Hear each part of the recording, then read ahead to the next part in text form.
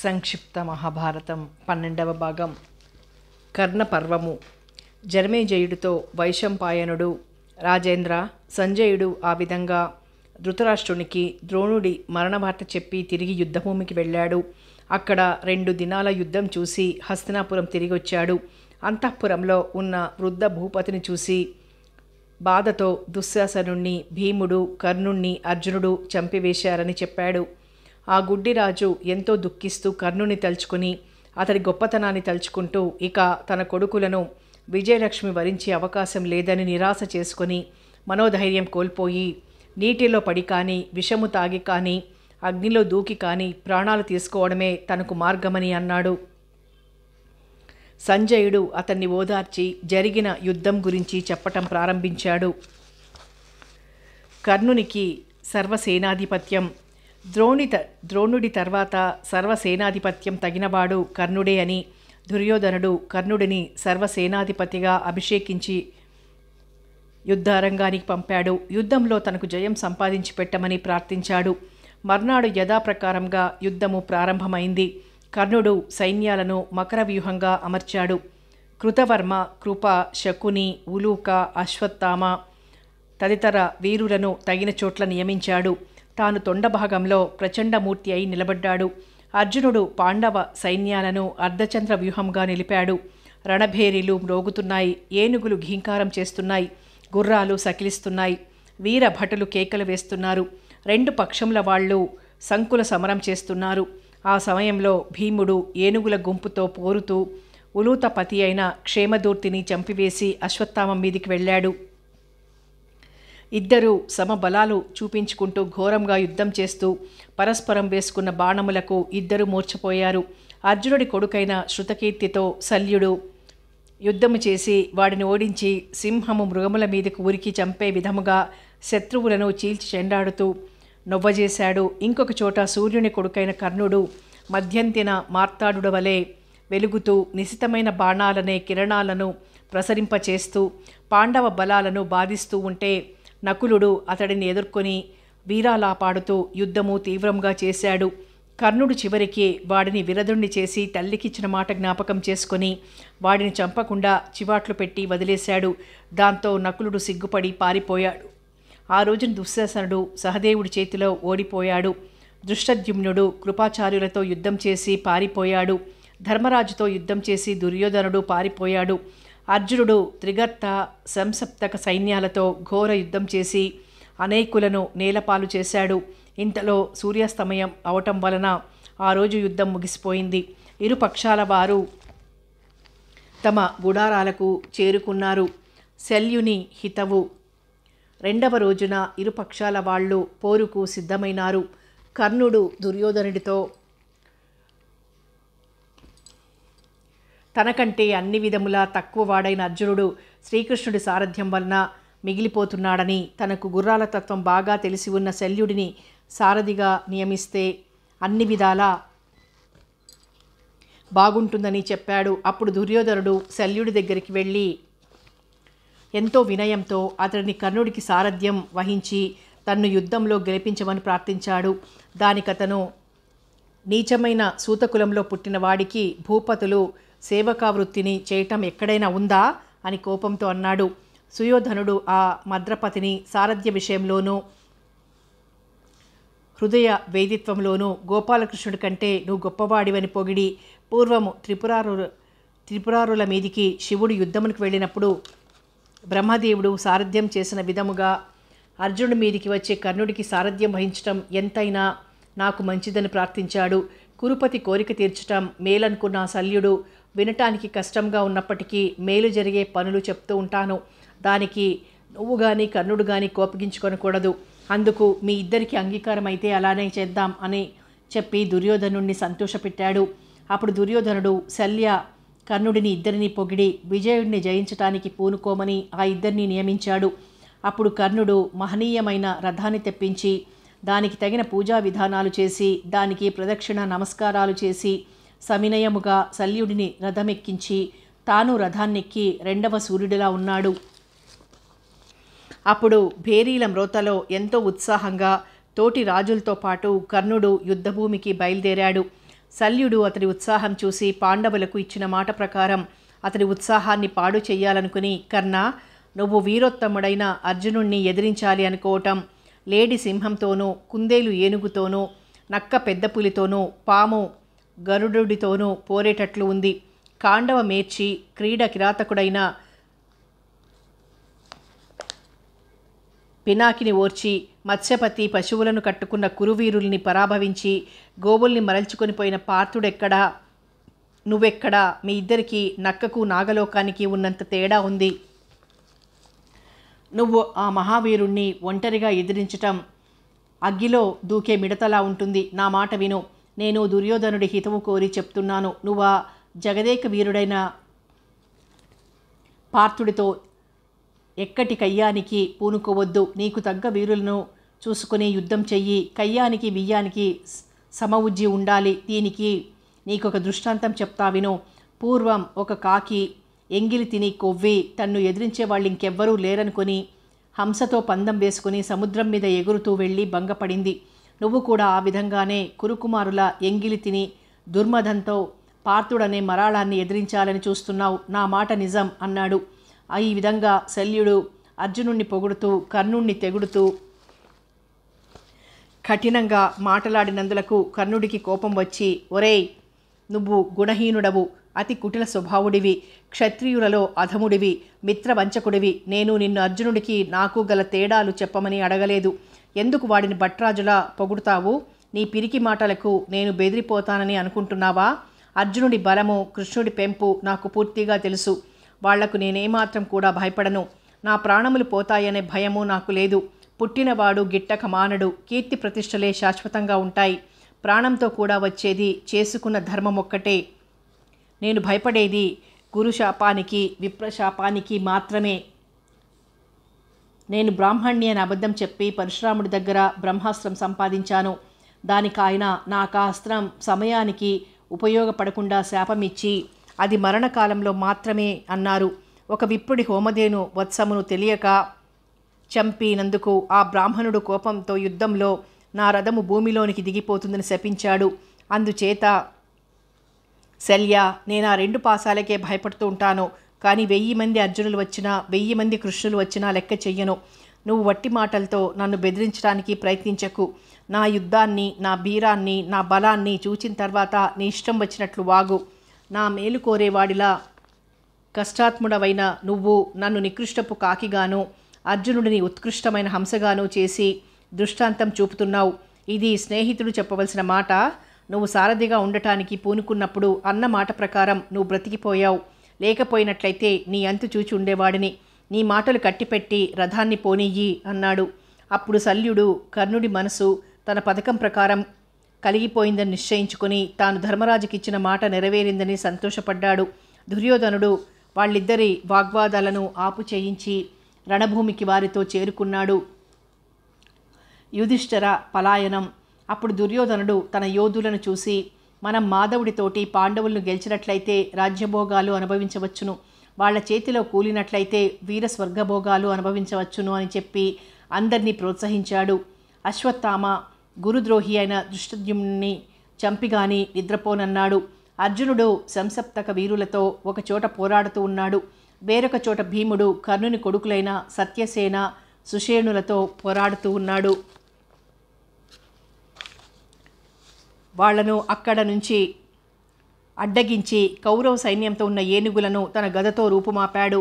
సుషేణుడును వృషసేనుడును తమ తండ్రికి సహాయంగా ఉండి పాండవ సేనలను నేలకు గోలకు తెస్తున్నారు.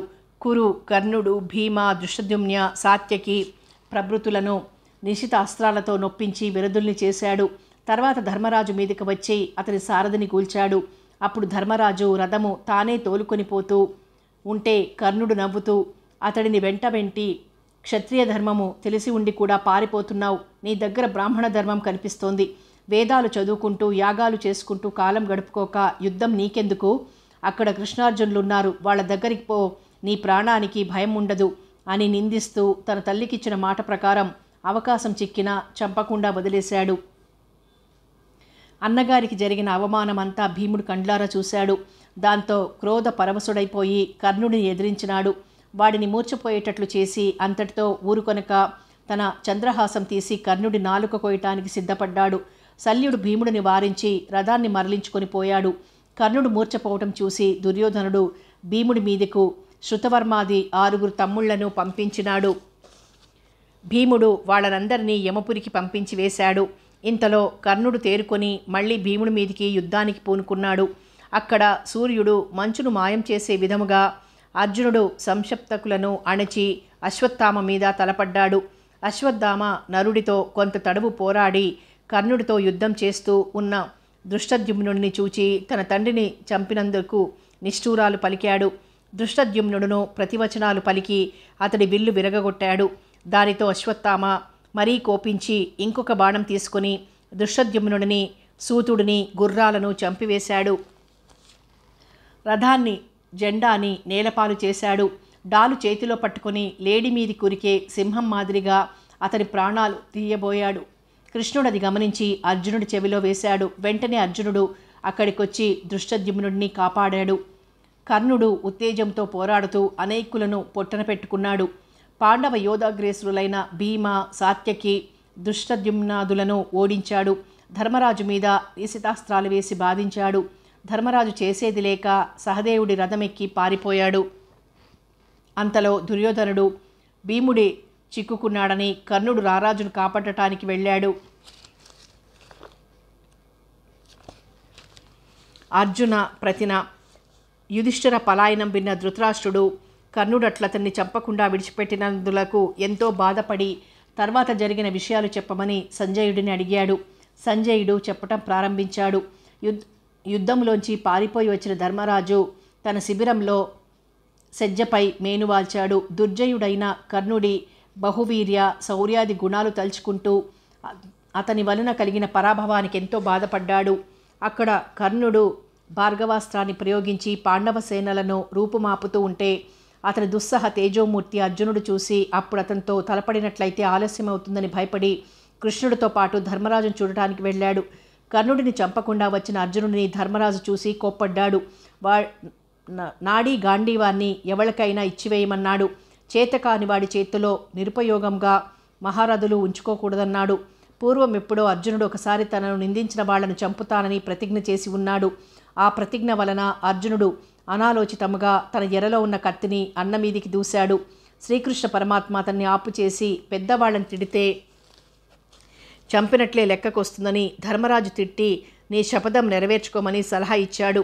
అర్జునుడు ఆ విధంగానే అన్నను తిట్టి తాను చేసిన పనిని పశ్చాత్తాపపడ్డాడు. తాను చేసిన తప్పిదానికి ఆత్మహత్యకు వినా లేదని నిర్ణయించుకుని ఆత్మహత్య చేసుకోవడానికి కత్తి ఎత్తాడు. అప్పుడు వాసుదేవుడు అతన్ని వారించాడు. అర్జునుడు కృష్ణ అనుమతితో కాండవ దహనాది నిజవీర కర్మలను పేర్కొని నేను అగ్రజుని కంటే గొప్పవాడినని చెప్పి చేసిన తప్పుకు అన్న కాళ్ల మీద పడి క్షమాభిక్ష కోరుకున్నాడు. ధర్మరాజు తమ్ముడిని కౌగిలించుకుని తమ్ముడా, కర్ణుడు మనలను చాలా వేధిస్తున్నాడు. వానిని చంపకుంటే నేను అనుభవించే యాతన కొంచెం అర్థం చేసుకో అని అన్నాడు. అప్పుడు అర్జునుడు కర్ణుడిని చంపుతానని ప్రతిజ్ఞ చేసి అన్నకు మొక్కి దీవెనలు పొంది కర్ణుడు చెప్పే మాటల వలన మనసు కుదుటపరుచుకుని యుద్ధరంగానికి తిరిగి వచ్చి శత్రువుతో పోరాడుతూ భీముడికి ధర్మరాజు క్షేమవార్త చెప్పి కర్ణుడిని చంపటానికి పూనుకున్నాడు. దుశ్శాసన వధ. అప్పుడు యుద్ధరంగంలో 2 పక్షాల వాళ్ళు చేస్తున్న యుద్ధాన్ని చూసి దేవతలు మెచ్చుకుంటున్నారు. అప్పుడు దుశ్శాసనుడు భీమసేనుడి మీదకొచ్చాడు. అతన్ని తన నైపుణ్యం వలన నొప్పించాడు. దానికి భీముడు సంతోషించి ఆ యువరాజును చూసి నేనెంతో పుణ్యం చేసుకున్నాను. నిన్ను ఈ విధంగా బ్రహ్మదేవుడు తీసుకుని రావటం వల్ల అతడి దయ అర్థమవుతోంది. ఒరేయ్ తమ్ముడు, ఆ రోజు సభలో పుచ్చుకున్న అప్పు వడ్డీతో సహితంగా ఇప్పుడు తీర్చివేస్తాను, పారిపోకు అంటూ వాడి చెడ్డ పనులన్నీ ఏకరువు పెట్టి మహాక్రోధంతో వాడి బాణాలు ప్రయోగించాడు. ఇద్దరు ఒకళ్ళ మీద ఒకళ్ళు బాణాలు వేసుకోవటంలో ఇద్దరూ విరదులైపోయారు. దుశ్శాసనతో మరాన్ని చేత్తో పట్టుకుని నేల మీది కూరికి దాన్ని భీముడు గుండె మీదికి విసిరాడు. వాడు తన చేతిలో ఉన్న గదతో దుశ్శాసనుడిని కొట్టాడు. దుశ్శాసనుడు మూర్ఛపోయాడు. భీముడు వాడి మెడ తొక్కి చంపివేసి నరసింహమూర్తి హిరణ్యకశిపుని చీల్చినట్లు వాడి వక్షస్థలం చీల్చి రక్తం తాగివేశాడు. అది చూసిన కౌరవ సేనలు, దుర్యోధనుడు, కర్ణుడు, కృపాచార్యుల వారు మొదలైన వారంతా ఆశ్చర్యపోయి తెల్లబోయారు. అర్జునుడు తన ప్రతిజ్ఞ నెరవేర్చుకోగలిగినందుకు ఎంతో సంబరపడ్డాడు.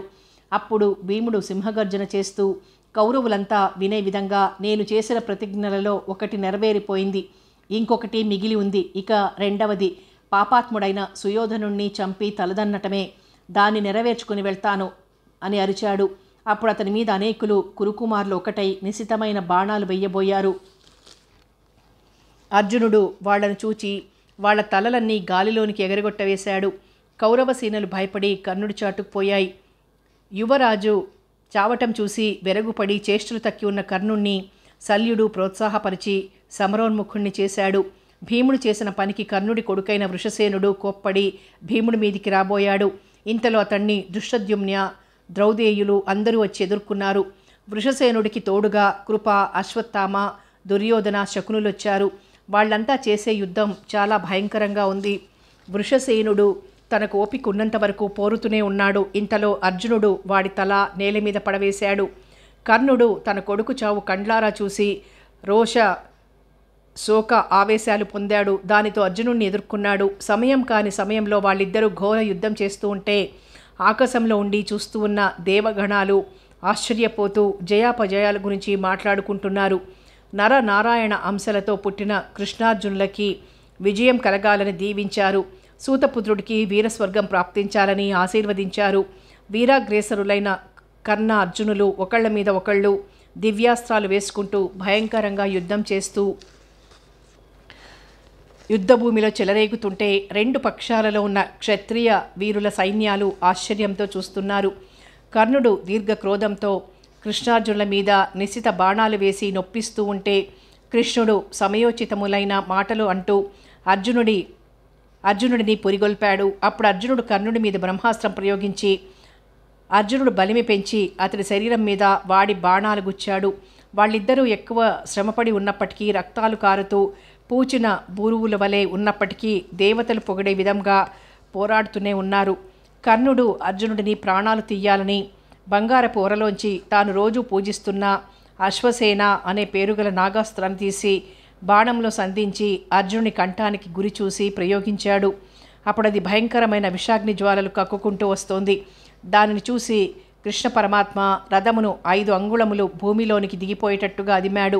రథం భూమిలోనికి దిగిపోయింది. దాంతో అర్జునుడి కంఠం కూడా క్రిందికి పోవటం వలన ఆ నాగాస్త్రం అర్జునుడి కిరీటాన్ని ఛేదించి దానిని నేల మీద పడవేసి పసుగు పడేటట్లు కాల్చి ఆ పాముకు అర్జునుడికి ఉన్న పూర్వపు కక్ష వలన అర్జునుడిని ఎదుర్కొంది. కృష్ణుడు ఆ పాము యొక్క కథ చెప్పి అర్జునుడి చేత చంపించాడు. కర్ణుడు తన నాగాస్త్రం వృధా అయిపోయినందుకు ఆశ్చర్యము, విచారము కలుగుతూ కృష్ణార్జునుల మీద క్రూరాస్త్రాలు వేసి బాధిస్తూ ఉంటే అప్పుడు కాలపురుషుడు ఆకాశం మీద నుంచి కనిపించి కృష్ణార్జునులకు కర్ణుడి కాలం సమీపించిందని, అతని రథం భూమిలో బ్రాహ్మణ శాపం వలన దిగిపోతుందని చెప్పాడు. చావు దగ్గర పడటం వలన అతనికి భార్గవాస్త్రం ఎలా ప్రయోగించాలో జ్ఞాపకం రావటం లేదు. అంతేకాకుండా అతడి రథచక్రం భూమిలో చొరవడి బాణాలు వేయటానికి విఘ్నం కలిగింది. జామదగ్ఞ, భూసుర శాపాలు కర్ణుడిని ఆ విధంగా బాధించటం వలన బాధపడినప్పటికీ పట్టుదల వదలకుండా అర్జునుడి మీద బాణాలు వెయ్యాలని అనుకుని తన రథచక్రం ముందు కంటే ఎక్కువ భూమిలో దిగిపోయి ఉండటం వలన రథం దిగి చక్రాన్ని పైకెత్తటానికి ప్రయత్నిస్తూ విరధుడైన తన మీద బాణాలు వేయటం యుద్ధధర్మం కాదని కృష్ణార్జునులతో అన్నాడు. కృష్ణుడు అది విని, ఏమి కర్ణా, నీకు కూడా యుద్ధ ధర్మాలేమిటో తెలిసాయా? ధర్మస్వరూపులైన పాండవులకు శుభాలు, ధర్మహీనులైన కౌరవులకు కీడు కలగటం అరుదా? లక్కయిల్లు కాల్చినప్పుడు, కపటజూదంలో సంపదలు హరించినప్పుడు, పాంచాలిని సభలోనికి ఈడ్చినప్పుడు, బాలుడైన అభిమన్యుణ్ణి చంపినప్పుడు, ఇప్పుడు నువ్వంటూ ఉన్న రణధర్మం ఏమైంది అని అంటూ ఉంటే అర్జునుడిలో కోపం పెరిగిపోయింది. కర్ణుడి మీద క్రూరాస్త్రాలు వేస్తూ బాధ పెడుతూనే ఉన్నాడు. కర్ణుడు పీడితుడైనప్పటికీ వెనుదీయకుండా అర్జునుని మీద బాణాలు వేస్తూ రథచక్రం ఎత్తుకోవటానికి యత్నిస్తూనే ఉన్నాడు. అది పైకి రాకుండానే భూమిలో 6 అంగుళాలు లేచింది. అప్పుడు వాడు రథమెక్కి బాణాలు వెయ్యాలని అనుకున్నాడు. ఇంతలో మరలా రథచక్రం భూమిలోనికి దిగిపోయింది. కర్ణుడు రథచక్రాన్ని ఎత్తుకుంటూ ఉన్నప్పుడు కృష్ణుడు ఉపదేశం ప్రకారం అర్జునుడు ఒక బాణంతో కర్ణుడి తల నరికివేశాడు. వజ్రాయుధం దెబ్బకు పడిపోయిన పర్వతం వలె కర్ణుడి తల భూమి మీద పడటం, రక్తం చిమ్మటం క్షణాల మీద జరిగిపోయింది. కర్ణుడి శరీరంలో నుండి ఒక దివ్య తేజస్సు బయలుదేరి అందరూ చూస్తూ ఉండగానే అది సూర్యబింబంలోనికి వెళ్ళి కలిసిపోయింది. సూర్యభగవానుడు తన కొడుకు చావు చూడలేక విచారంతో అస్తాద్రికి వెళ్ళిపోయాడు. కర్ణుడి చావు చూచిన పాంచాలాది వీరులు, పాండవ సేనలు ఆనందంతో జయ జయ ధ్వనులు చేశాయి. శల్యుడు రథం దిగకుండానే విచారిస్తూ రథాశ్వాలను అదిలించాడు. కర్ణ వధానంతరం రథం మామూలు స్థితికి వచ్చి ఉండటం గమనించినాడు. రథాన్ని వెనకకు తిప్పి వెళ్ళిపోయాడు. విచారంలో మునిగిపోయి ఉన్న దుర్యోధనుడిని, కృప, అశ్వత్థామలను కలుసుకున్నాడు. కౌరవులు యుద్ధం చాలించి తమ గుడారాల వైపునకు పోయేటప్పుడు చూస్తే వాళ్ళు ఆనాడు పాండవులు జూదంలో అంతా ఓడిపోయి అరణ్యవాసానికి పోతున్నట్లుగా ఉంది. పాండవుల సేనలు నరనారాయణుల విక్రమాన్ని పొగుడుతూ గుడారాలు చేరుకున్నాయి. ధర్మరాజు దగ్గరికి వచ్చిన కృష్ణార్జునులను ధర్మరాజు కౌగిలించుకొని వాళ్ల విక్రమాన్ని పొగిడి కృష్ణుని చూసి, మహాత్మా, నీ దయ ఉన్న మాకు విజయం కలగకుండా ఉంటుందా? సత్య సంకల్పుడవైన నువ్వు అనుకున్నట్లే అన్నీ జరిగిపోతాయి. శ్రీధర, మాధవ, ఇక నేను భయం లేకుండా ఈరోజు నిద్రపోగలను అంటూ పుణ్యశ్లోకుడైన ఆ దేవకీ సుతుడిని పొగిడాడు. ఆ రాత్రి కృష్ణుడిని, తన సోదరులను, సమస్త బంధువులను ధర్మరాజు వెంటబెట్టుకొని యుద్ధభూమికి వెళ్ళి పీనుగులై పడి ఉన్న కర్ణుడిని, కర్ణపుత్రుడిని చూసి తాను మళ్ళీ జన్మ ఎత్తాననుకుని ఇక ప్రపంచమంతా తన చేతి క్రిందికి వచ్చినట్లే సంతోషపడుతూ శిబిరాలకు తిరిగి వచ్చారు. కర్ణపర్వం సమాప్తం. శల్య పర్వం. ఆ విధంగా కర్ణుని చావు గురించి సంజయుడు ధృతరాష్ట్రుడికి చెప్పిన తర్వాత యుద్ధరంగానికి వచ్చి 18వ రోజున జరిగిన యుద్ధం అంతా చూచి మర్నాడు ఉదయం హస్తినాపురం వచ్చి ధృతరాష్ట్ర మహారాజును చూచి విచారముతో, దేవా, శల్య, శకుని, మల్యూక, త్రిగర్త, విభూలాది భూపాలురంతా నేలగలిసిపోయారు. దుర్యోధనుడును పొద్దువాలినప్పుడు భీమసేనుడి గదాదండంతో తొడలు విరిగి సోలి నేలపై వాలి ఉండగా అతనికి మేలు చెయ్యాలని అశ్వత్థామ ఆ రాత్రి పాండవ శిబిరాలతో నిద్రపోతూ ఉన్న పాంచాల కుమారులను, ద్రౌపదేయులను చంపి ఆ విషయాన్ని రారాజుకు చెప్పి అతను కనుమూసిన తరువాత వెళ్ళిపోయాడు. కౌరవ పక్షంలో కృప, అశ్వత్థామ, కృతవర్మలను, పాండవ పక్షంలో వాసుదేవ, సాత్యకులను, పాండవులు 5గురును, నీ కొడుకు వైశ్యకాంతకు పుట్టిన యుయుత్సుడును బ్రతికి ఉన్నారు. మిగిలిన వాళ్లంతా వీరస్వర్గం పొందారు అని చెప్పాడు. ఆ మాటలు విన్న గుడ్డిరాజు మూర్ఛపోయి కొంతసేపటికి మూర్ఛ నుంచి తేరుకుని తన కొడుకులు 100గురును మరణించినందుకు ఎంతో దుఃఖించి యుద్ధక్రమమును చెప్పమని అడిగాడు. అప్పుడు సంజయుడు తాను గమనించిందంతా ఒక క్రమంలో చెప్పటం ప్రారంభించాడు. శల్యవధ. కర్ణుడు చనిపోయిన కృపాచార్యులు కౌరవ సైన్యంలోని సైన్యాన్ని, పాండవ సైన్యంలోని విజయోత్సాహాన్ని గమనించి రారాజు దగ్గరకు వెళ్ళి పాండవులతో సంధి చేసుకుని సుఖముగా ఉండమని హితోపదేశం చేశాడు. దుర్యోధనుడు ఆ మాటలు వినలేదు. తనకు ఒకని దయ వలన లభించే రాజ్యసుఖాలు ఆనందాన్ని కలిగించలేవని, ప్రతాపము, కీర్తి శోభిల్లే విధంగా శత్రువులతో పోరాడి గెలుచుకోవటమో, వారి చేతిలో వీరస్వర్గం పొందటమో జరిగి తీరాల్సిందేనని నిశ్చయించారు. అందరిలో రణోత్సాహం కలిగించారు. కర్ణుడి తరువాత సర్వ సైన్యాధ్యక్షుడిని నియమించవలసి ఉండటం వలన మద్రపతి అయిన శల్యుడిని ఆ పదవికి అభిషేకించాడు. దానికి శల్యుడు ఎంతో సంతోషించి తన శక్తి సామర్థ్యాలు చూపిస్తానని చెప్పాడు. ఆ రాత్రి అక్కడ ధర్మరాజు శల్యుని ఆధిపత్యం గురించి విన్నాడు. ఆ విషయాన్ని శ్రీకృష్ణ పరమాత్మకు నివేదించుకున్నాడు. సర్వజ్ఞుడైన ఆ మహాపురుషుడు అజాతశత్రువైన ధర్మరాజుతో శల్యుడు దర్పిత వైరి హృదయ శల్యుడనియు, భీష్మ, ద్రోణ, కర్ణాదులకు ఏమాత్రమును తీసిపోని వాడనియు, భీముడు కానీ అర్జునుడు కానీ దృష్టద్యుమ్నుడు కానీ సాత్యకికి కానీ అతడిని జయించటం సాధ్యం కాదని చెప్పి ఆ బల్లిదుణ్ణి నువ్వు మాత్రమే కూల్చ సమర్థుడమని చెప్పాడు. మేనమామ అనే ప్రేమకు రాజధర్మంలో చోటు లేదని హెచ్చరించినాడు. చేసేది లేక ధర్మరాజు శల్యుడిని వధించటానికి తన అంగీకారం చెప్పాడు. సూర్యోదయం అయిన తర్వాత 2 సైన్యాలు యుద్ధానికి సిద్ధమై వెళ్ళి యుద్ధం చేస్తున్నాయి. యుద్ధభూమి అంతా ఒక్క క్షణంలో రక్తంతో నిండిపోయింది. శల్యుడు రౌద్రమూర్తి అయి పాండవ సేనలను చెండాడుతూ ఉంటే భీముడు ఎదుర్కొన్నాడు. వాళ్ళిద్దరూ చేసే గదా యుద్ధం చూసేవాళ్లకు చాలా ఆశ్చర్యం కలిగించింది. పరస్పరం గదలతో కొట్టుకోవటం వలన ఇద్దరూ మూర్ఛపోయారు. అప్పుడు కృపాచార్యులు శల్యుణ్ణి తన రథము మీద తీసుకొని పోయాడు. అంతలో భీముడు మూర్ఛ తేరుకొని శల్యుడిని పేరు పెట్టి పిలిచాడు. దానిని సహింపలేక దుర్యోధనుడు భీముడి మీదికొచ్చాడు. అప్పుడు భీమసేనునకు అడ్డముగా చేకితానుడు వచ్చి రారాజును ఎదిరించి అసువులు కోల్పోయాడు. నకులుడు కర్ణపుత్రులైన సత్యసేన, చిత్రసేన, సుకర్మలనే ముగ్గురిని చంపివేశాడు. త్రిగర్త బలాల సహాయంతో అశ్వత్థామ వేరొక చోట పోరాడుతూ పాండవ బలాన్ని క్షీణింపచేస్తున్నాడు.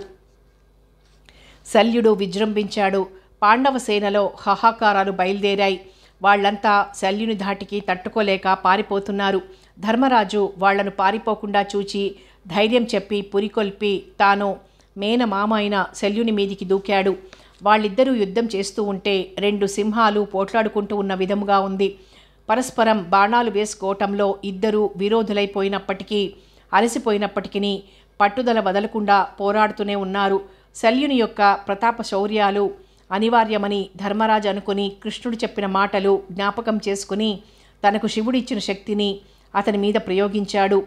ఆ ఘోర సాధనం శల్యుని యొక్క రొమ్ము చీల్చివేసింది. శల్యుడు రణభూమిలో పడిపోయాడు.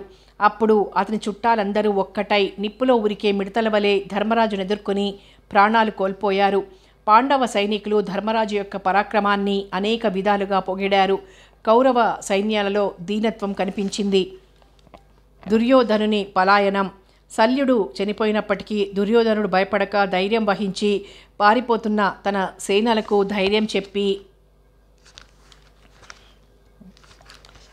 యుద్ధానికి పురికొల్పాడు. భీముడు, అర్జునుడు కౌరవ బలాన్ని శేషము లేకుండా చంపకుండా పూనుకున్నారు. శకుని సహదేవుడితో పోరాడుతున్నాడు. సాల్వుడు మదపటేనువు ఎక్కి పాండవ బలాన్ని చికాకు పెడుతూ ఉంటే దుష్టద్యుమ్నుల, సాత్యకులు ఇద్దరూ వాడిని చంపి తమ సైన్యాలను కాపాడారు. దుర్యోధనుని తప్ప మిగిలిన కౌరవులందరినీ భీముడు చంపివేశాడు. అర్జునుడు గాంధార వీరులను త్రిగర్తపతి అయిన సుశర్మను ససైన్యముగా యమపురానికి పంపించాడు. అక్కడ సహదేవుడు దుర్యోధనుని సహాయంతో పోరుతున్న శకుని వలన నొచ్చినప్పటికీ భీకరముగా పోరాడుతూ అడ్డం వచ్చిన ఉలూకుడిని చంపివేశాడు. పుత్రశోకముతో మనసు పాడు చేసుకున్న శకుని మీద క్రూరాస్త్రాలు వేసి వాడి బాణాన్ని విరిచి సారథిని చంపి రథాన్ని నేలపాలు చేశాడు. విరధుడైన శకుని సిగ్గుపడి పారిపోయాడు. అది చూసి పాండవులు సంతోషించారు. దుర్యోధనుడు బాధపడ్డాడు. అర్జునుడు కృష్ణమూర్తిని చూసి పాపాత్ముడవైన ఈ దుర్యోధనుడు ఎంత మూర్ఖుడో కదా. భీష్ముడు, ద్రోణుడు, కర్ణుడు, శల్యుడు మొదలైన గొప్ప గొప్ప వాళ్లంతా వీరస్వర్గం పొందినప్పటికీ తాను రాజ్యభాగాన్ని ఇవ్వడానికి ఇష్టపడక ఇంకా యుద్ధానికే పూనుకుంటున్నాడు అన్నాడు. సహదేవుడు శకుని వెంబడించి తరుముతూ, మామా పారిపోక నిలబడు, నీ మాయాజూదం వలన ఎంత ముప్పు వచ్చిందో చూశావా? మీ అవివేకులంతా చచ్చారు. పాపాత్ముడైన రారాజు ఇంకా మిగిలి ఉన్నాడు. వాడు చూస్తూ ఉండగా నీ తల గొరుగుతాను అని అరిచాడు. సహదేవుడు దానిని తుత్తునీయలు చేసి వాడి తల డొల్ల చేశాడు. కురుకులమనకు మూలపురుషుడైన సౌబలుడు మరణించినందుకు ధర్మ క్షత తనయాదులంతా సంతోషించి శంఖధ్వానాలు చేశారు. కృష్ణుడు పాంచజన్యాన్ని ఊదాడు. అప్పుడు శకుని చుట్టాలంతా కోపంతో సహదేవుడి మీద పడ్డారు. వాళ్ళందరినీ భీమార్జునులు నిర్మూలించారు. శోకార్తుడైన దుర్యోధనుడు తన పట్టుదల వదలకుండా చావగా మిగిలిన తన బలాన్ని కూర్చుకుని అర్జునుడి మీదకి వచ్చాడు. అర్జునుడు నవ్వుతూ అతని సైన్యాలను రూపుమాపాడు. అప్పుడు నీ కొడుకులైన దుర్యోధనుడు తన చుట్టూ ఉన్న తన వాళ్లంతా చావటం చూసి ఎదురుగా ఉన్న పాండవులను చూడలేక గుర్రము దిగి గద చేతితో పుచ్చుకొని యుద్ధభూమి నుండి ఒంటరిగా నడుస్తూ వెళ్ళాడు. అతనికి శకుని సేనలను వెనక నిలిచి ఉన్న కృప, కృతవర్మ, అశ్వత్థామలు ఇంకా బ్రతికి ఉన్నారనే సంగతి తెలియదు. ఆ యుద్ధభూమిలో నీ బలాలు పెనుగాలికి కూలిపోయిన అడవిలా ఉన్నాయి. పాండవ బలాలలో 2000 రథాలు, 500 ఏనుగులు, 5000 గుర్రాలు, 10,000 కాల్బలము ఉంది. 11 అక్షౌహిణులను అధిపతి అయిన దుర్యోధనుడు ఆ విధంగా ఒంటరిగా సాత్యకి చేతిలో పడి చావకుండా తప్పించుకొని ద్వైపాయనము అనే పేరుగల చెరువు దగ్గరికి చేరుకున్నాడు. నేను అక్కడ అతనికి కనిపించాను. అతడు దీనంగా నాతో తనకింక పాండవులను ఆశ్రయించి బ్రతకటం సాధ్యం కాదని చెప్పి తనకు వచ్చిన జలస్తంభన విద్య ఆధారంతో ఆ మడుగులో దాక్కున్నాడు. అప్పుడు కృప, కృతవర్మ, అశ్వత్థామలు రారాజు ఎక్కడ ఉన్నాడో అని వెతుకుతూ ఆ చెరువు దగ్గరికి వచ్చి నన్ను చూచి నా వలన రారాజు స్థితి విని దుఃఖించి రారాజును పురికొల్పారు. అతను కొంత బలం చేకూర్చుకున్న తర్వాత విరోధులను గెలవవచ్చని సమాధానం చెప్పాడు. అంతలో ధర్మరాజు ఆ కౌరవ స్కందావారంలో ఉన్న కురుపతి భార్యాదులను యూత్సునితో హస్తినాపురం పంపించి సోదర పాంచాల కుమార కృష్ణ సాత్యకి ప్రభృతులతో ఆ చెరువు దగ్గరికి వస్తున్నాడు. అది చూసిన నేను ఒక పొదలో దాక్కున్నాను. అశ్వత్థామాదులు ముగ్గురు అక్కడకు దూరంలో ఉన్న ఒక వటవృక్షం దగ్గరికి పోయారు. దుర్యోధనుడి జాడ తెలియక పాండవులు చింతిస్తూ ఉండగా కృపాచార్యులతో అతను మాట్లాడటం చూసిన భీమసేనుని వేటగాళ్లు ధర్మరాజుతో నీటిలో దాగి ఉన్నాడని చెప్పారు. దాని ఆధారంతో వాళ్లంతా ఆ చెరువు దగ్గరికి వచ్చారు.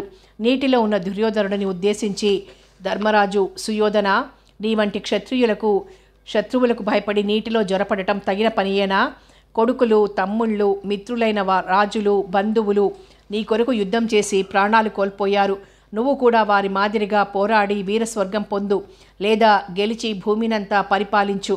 ఆ విధంగా కాకుండా నీచపు పద్ధతిలో ఈ విధంగా దాగి ఉంటే ప్రజలు నిన్ను నిందిస్తారు. ప్రాణం కంటే మానం ఎక్కువ అనే విషయం మర్చిపోయావా అన్నాడు. ఆ మాటలకు దుర్యోధనుడు నీటిలో ఉండియే ధర్మరాజుతో మానవులు ప్రాణభయమును పొందటం సహజమని, అందరినీ కోల్పోయి ఉన్న తనకు యుద్ధం చెయ్యాలని ఉత్సాహం లేదని, కావలసి వస్తే రాజ్యమంతా పాండవులే తీసుకునవచ్చునని అన్నాడు. రాజులు దానము పట్టడం ధర్మం కాదు కాబట్టి శత్రువును చంపి రాజ్యం తీసుకోవడమే రాజధర్మం అని చెప్పి ధర్మరాజు దుర్యోధనుడిని పిలిచాడు. అతని తర్వాత అదే విధముగా భీముడు మొదలైన వారంతా ఒకరి తర్వాత ఒకరు దుర్యోధనుడిని యుద్ధానికి రమ్మని పిలిచారు. దాంతో రారాజుకి కోపం పెరిగిపోయింది. పుట్టలో నుండి వచ్చే పాము విధంగా నీటిలో నుంచి బయటకొచ్చి గద పుచ్చుకొని అక్కడ ఉన్న వాళ్ళందరినీ యుద్ధానికి రమ్మన్నాడు. దానికి ధర్మరాజు సంతోషించి అతనికి కావలసిన సాధనాలు ఇచ్చి, మా 5గురిలో నీ ఇష్టం వచ్చిన వానిని ఏరుకో, నువ్వు అతడితో యుద్ధం చేసి గెలిస్తే రాజ్యం ఏలుకోవచ్చును, చస్తే వీరస్వర్గం పొందవచ్చును అన్నాడు. అప్పుడు కృష్ణుడు ధర్మరాజుతో రహస్యంగా, బావా ఏమిటిది? శకుని మాయాజూదంలో రాజ్యాన్ని కోల్పోయావు, మళ్ళీ ఇప్పుడు పందెం ఎందుకు వేశావు? గదాయుద్ధంలో నేర్పరి అయిన భీముడిని గురించి ఆలోచించకుండా మీ 5గురిలో ఎవళ్లనో ఒకళ్ళని ఏరుకొమ్మన్నావేమిటి? ఇది పొరపాటు కాదా? ఇంత సాహసం చేయవచ్చునా అని భీముడిని గదాయుద్ధానికి పురికొల్పి దుర్యోధనుడితో జాగ్రత్తగా యుద్ధం చేసి జయం పొందు అని దీవెనలిచ్చాడు. దుర్యోధనుడు భీముణ్ణే ఎన్నుకుంటాడని ధర్మరాజు ఊహించాడు. కృష్ణుడికి భవిష్యత్ అంతా తెలుసు. కృష్ణుడన్న మాటకు ధర్మరాజు నవ్వుతూ, ఈ పందెం నువ్వు వేయించిందే, నేను నిమిత్తమాత్రుణ్ణి అన్నాడు. భీముడు తన ఉద్దండ గదాదండాన్ని చేతితో పట్టుకొని వృతాసురుడి మీదకు వెళ్లే దేవేంద్రుడిలా రారాజు మీదకి యుద్ధానికి సిద్ధమయ్యాడు. దుర్యోధనుడు కూడా తనకు ఆజన్మ శత్రువైన భీముణ్ణే తనకు సమ ఉజ్జీగా ఎన్నుకున్నాడు. కయ్యానికి వియ్యానికి సమ ఉజ్జీ ఉండాలని పెద్దలంటూ ఉంటారు. ఇంతలో భారత యుద్ధానికి ముందు తీర్థయాత్రలకు వెళ్లిన బలరాముడు తిరిగొచ్చి భారత యుద్ధంలో భీష్ముడు అంపశయ్య మీద పడటం, ద్రోణ, కర్ణ, శల్యులు మరణించటం విన్నాడు. దుర్యోధనుడు భీమునితో గదాయుద్ధానికి సిద్ధంగా ఉన్నాడని కూడా నారద మహర్షి చెప్పాడు. గదాయుద్ధంలో తనకు శిష్యులైన భీమ, దుర్యోధనుల యుద్ధం చూడాలనే కోరికతో వెంటనే అక్కడికి వచ్చాడు. ధర్మరాజు, కృష్ణుడు, సాత్యకి మొదలైన వాళ్లంతా బలరాముడికి నమస్కరించి గౌరవించారు. తనకు మొక్కడానికి వచ్చిన భీమ, దుర్యోధనులను అభినందించి బలరాముడు అక్కడ ఉన్న వాళ్లతో పుణ్య ప్రదేశమైన శమంతక పంచకములోనే యుద్ధం చేయటం మంచిదన్నాడు. అందరూ అతని మాటలకు అంగీకరించి అందరూ అక్కడికి చేరుకున్నారు. 13వ భాగంలో మళ్ళీ కలుసుకుందాం.